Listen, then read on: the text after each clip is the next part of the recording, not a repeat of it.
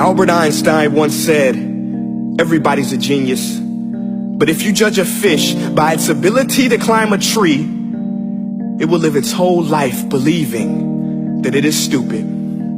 Ladies and gentlemen of the jury, today on trial we have modern day schooling. Glad you could come. Not only does he make fish climb trees, but also makes them climb down and do a 10-mile run. Tell me, school, are you proud of the things you've done?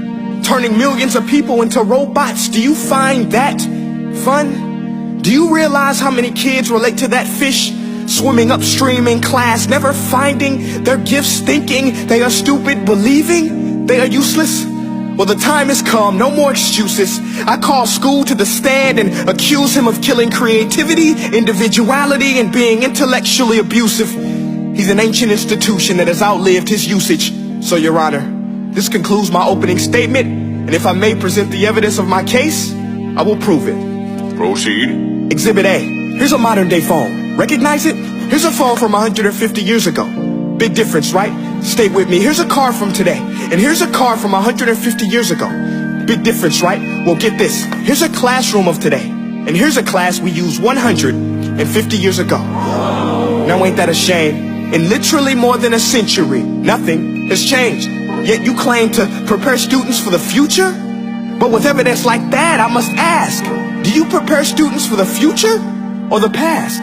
I did a background check on you and let the record show that you were made to train people to work in factories, which explains why you put students in straight rows, nice and neat, tell them sit still, raise your hand if you want to speak, give them a short break to eat, and for 8 hours a day tell them what to think. Oh, and make them compete to get an A letter which determines product quality, hence grade A of meat. I get it. Back then, times were different. We all have a past. I myself am no Gandhi. But today, we don't need to make robot zombies. The world has progressed. And now we need people who think creatively, innovatively, critically, independently, with the ability to connect. See, every scientist will tell you that no two brains are the same. And every parent with 2 or more children will confirm that claim.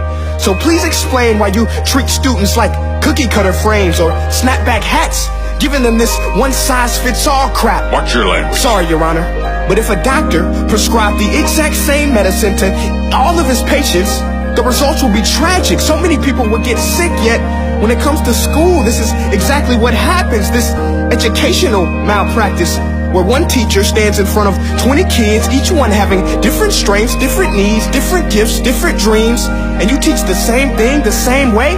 That's horrific.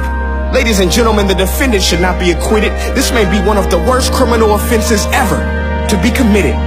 And let's mention the way you treat your employees. Objection. Overruled. I want to hear this. It's a shame.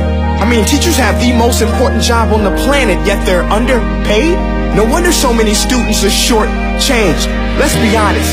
Teachers should earn just as much as doctors, because a doctor can do heart surgery and save the life of a kid. But a great teacher can reach the heart of that kid and allow him to truly live. See, teachers are heroes that often get blamed, but they're not the problem. They work in a system without many options or rights. Curriculums are created by policymakers, most of which have never taught a day in their life. Just obsessed with standardized tests. They think bubbling in a multiple choice question will determine success. That's outlandish. In fact, these tests are too crude to be used and should be abandoned, but don't take my word for it. Take Frederick J. Kelly, the man who invented standardized testing, who said, and I quote, "These tests are too crude to be used and should be abandoned." Ladies and gentlemen of the jury, if we continue down this road, the results will be lethal. I don't have much faith in school, but I do have faith in people. And if we can customize healthcare, cars, and Facebook pages, then it is our duty to do the same for education, to upgrade it, change it, do away with school spirit, because that's useless. Unless we're working to bring the spirit out of each and every student, that should be our task.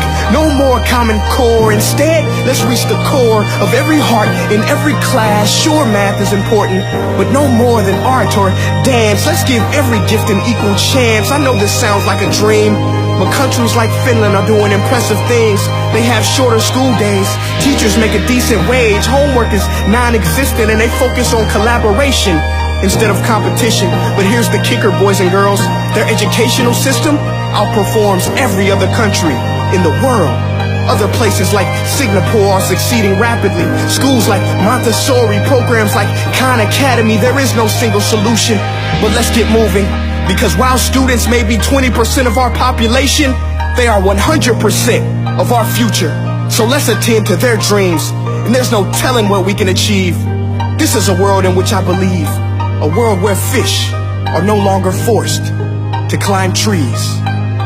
I'll rest my case.